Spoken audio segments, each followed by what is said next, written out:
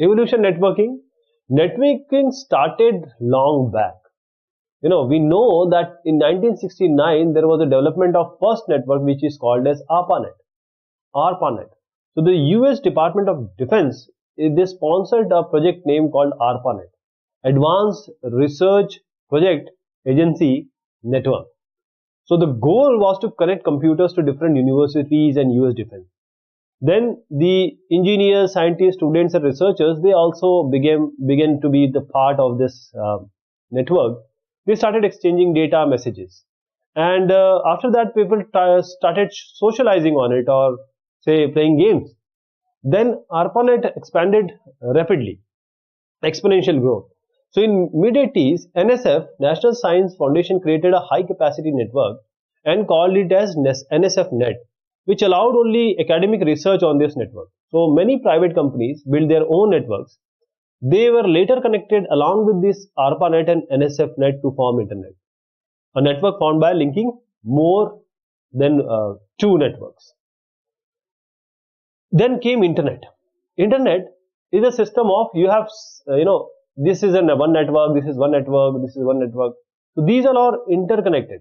So these are linked networks that are worldwide in scope, and they facilitate the data communication, like the remote login, the file transfer, the electronic mail, the www World Wide Web, news groups. So various companies, they may use this internet or internet connection to facilitate their work, and the speed also, and the span also. So this is called as a super network, which we will call as a glorified WAN. It is actually a WAN, high capacity WAN. So it connects smaller networks, as I just indicated, together and allow computer to exchange information with each other through a common set of rules. And these are rules and guidelines. These are called as, for example, the internet and most of the network, they use TCP/IP, Transmission Control Protocol, and Internet Protocol. The programs such as web browser, FTP, File Transfer Protocol clients, and the email clients, these are very common nowadays that internet provides us. So this is how things have risen. We have millions of users that are using it. The internet was initially restricted to military and academic institutions, but now it is a full-fledged conduit for any and all form of information and commerce. You can get information, you can do personal things, you can do educational things, e-learning, political things, you can trade, you can buy, you can sell, everything you can do.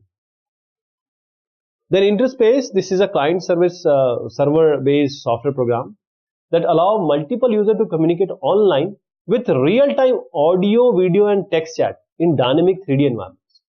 So it is providing most advanced form of communication technology, and this is going to be the next phase in internet. So the user will be able to communicate in multiple ways and from multiple sources instantly.